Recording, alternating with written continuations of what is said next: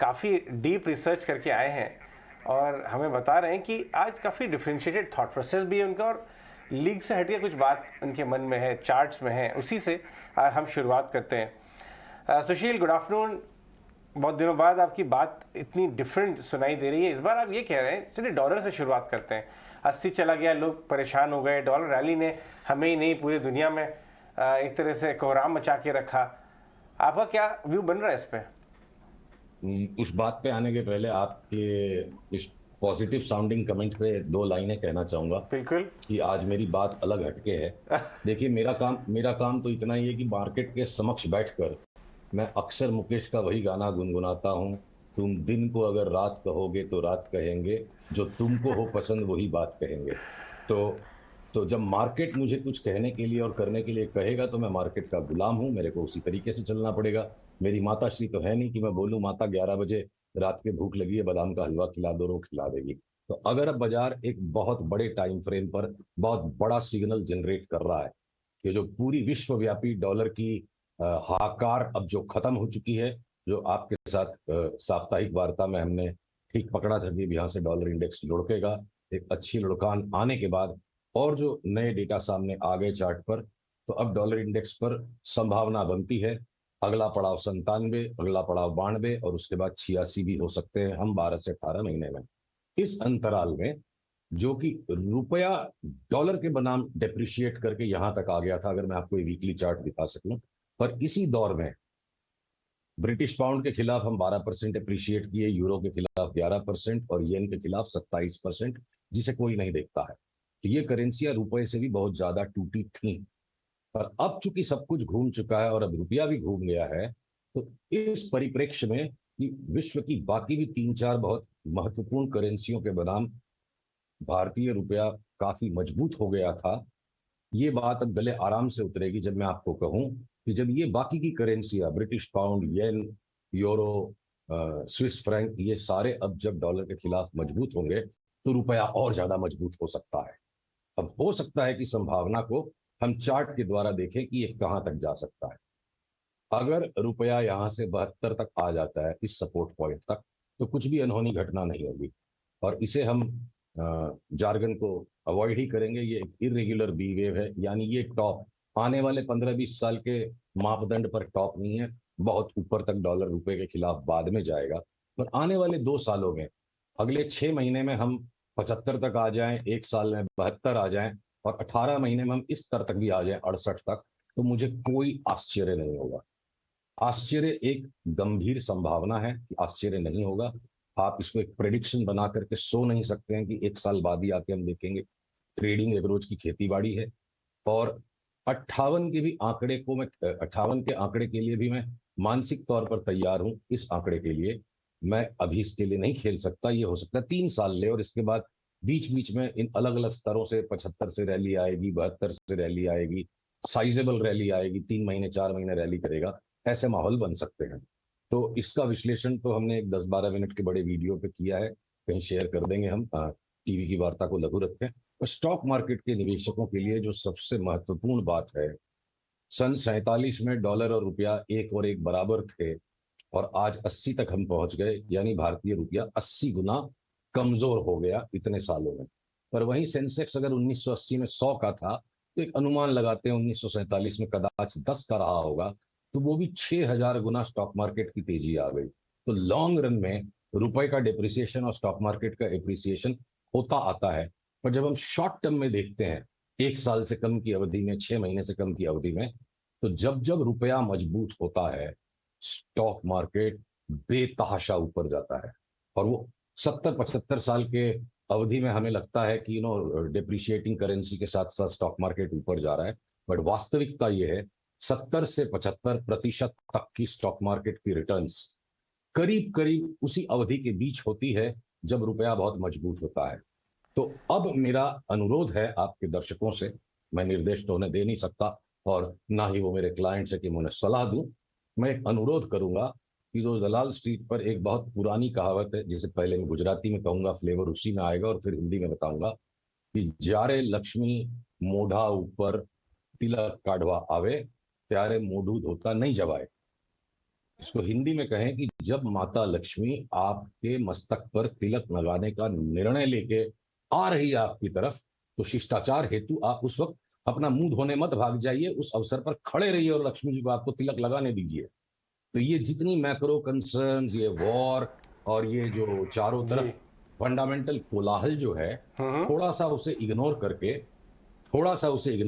क्योंकि जब सब कुछ बिल्कुल ठीक हो जाएगा तब तो भाव ऑलरेडी बहुत बढ़ चुके होंगे। जी हाँ। तो यहाँ पर मल्टी बैगर्स को ढूंढने का और अगले 4-5 साल की अवधि में निवेश करने का एक सुनहरा अवसर वापस बन सकता है। बिल्कुल। इसे हमें इनफैक्ट टुकड़े टुकड़े में देखना पड़ेगा। सुशील, इसी को बात को आगे लेके जाता हूं मैं, और ये समझना चाहूंगा कि इसका अपॉर्चुनिटी को जो हम बाजार में किस तरह से इसका फायदा उठा सकते हैं। ये जो ट्रेंड रिवर्सल्स की बात कर रहे हैं डॉलर इंडेक्स में, अगर ये हुआ, अगर तो बाजार कैसे रिएक्ट करेगा, और यहाँ पे क्या सेटअप बन रहा है 3 से 6 महीने नहीं, उसके बियॉन्ड 6 से 12 महीने बियॉन्ड जो आप बता रहे हैं, मल्टी ईयर वाला केस बन रहा है। देखिए, लगातार जो हमारी बात कुछ महीनों से, 2-3 महीनों से हो रही है कि इंडेक्स फिलहाल एक छलावा है, हमें इंडेक्स पर भी ध्यान देना पड़ेगा। तो इंडेक्स का जो ढांचा है, वो ढांचा आज की तारीख में बड़े विश्वास के साथ ये कह देना कि हम सीधे न्यू हाई पे चले जाएंगे। लाइए इंडेक्स की चार्ट को खोल के हम बात करते हैं। इंडेक्स की चार्ट हमें ये आत्मविश्वास अभी पनपने का अवसर नहीं देगी कि क्या हम ये जो रेजिस्टेंस लाइन यहाँ से आ रही है, जो आज करीब करीब 17,800 के पास होगी, सारे प्रायर ट्रेडिंग टॉप्स को अगर आप कनेक्ट करो इस साल के, पिछले साल के सेकेंड हाफ से लेकर अब तक, तो जो 17,885 पर ये रेखांश आ रहा है, अभी ये आत्मविश्वास ला पाना संभव नहीं है कि क्या हम 17,885 को क्रॉस कर जाएंगे। और अगर हम क्रॉस नहीं करेंगे तो ये भी आत्मविश्वास के साथ कह पाना बिल्कुल मूर्खता होगी कि हम 14,500 तक नहीं जा सकते हैं। पर यह भी बिल्कुल संभव है कि 17,800 से हम एक रेजिस्टेंस लें या उसके पहले ही हम 1,000 पॉइंट का करेक्शन दें। और अगर हम इसे मक्खन की तरह काट के निकल भी जाते हैं 17,900 को, और हम 18,500, 19,000, 19,500 भी हो जाएं, तब भी आपको ये आत्मविश्वास चार्ट्स नहीं दे पाएंगे और ये माहौल नहीं दे पाएगा कि 19,000 होकर के भी हम 15,000 हो सकते हैं कि नहीं। पर अगर कोई ये इरादा बना ले कि 15,000 तक की भी मुझे बर्दाश्त है, तो वो हो सकता है अगले 4 से 5 साल में, मैं भविष्यवाणी नहीं कर रहा, मैं तैयार कर रहा हूं आपको, क्योंकि मैं तैयार हूं और जो मेरे मन को सूझता है वही मैं आपको कहूंगा। कोई मुझे सही कहे, गलत कहे, मूर्ख बताए, पागल बताए, इससे फर्क नहीं पड़ता। मेरा दायित्व जो देखा जा सकता है मैं वो बताऊं। 15,000 की अगर आपको बर्दाश्त है तो आप 30,000 की निफ्टी के लिए तैयार रहें कम से कम अगले 4 से 5 साल में। और इस बीच में चूंकि ये 15,000 तक की संख्या बहुत बड़ी हो सकती है, तो हम सबका काम इतना ही बचता है कि जो स्टॉक्स बड़े लैगिंग रहते हैं, किसी स्टेज पे आके उनमें एक फाइनल बॉटम बन रहा है, जैसे पिछले 1-1.5 महीने से हम चीख रहे थे टायर के स्टॉक में 70-80% की चाल आएगी, तो आपने माहौल सुधरा, ऑटो का माहौल सुधरा, सारे ऑटो ऊपर आ गए। अब जाके आप एमआरएफ लोगे तो 30% ऊपर लोगे आप, 50-60-70% की चाल में से 30 निकल गया। तो मार्केट टाइमिंग के लिए एक अनुरोध है मेरा। देखिए, जो गृहिणियां होती है ना, वो वास्तव में बहुत अच्छी इकोनॉमिस्ट होती है।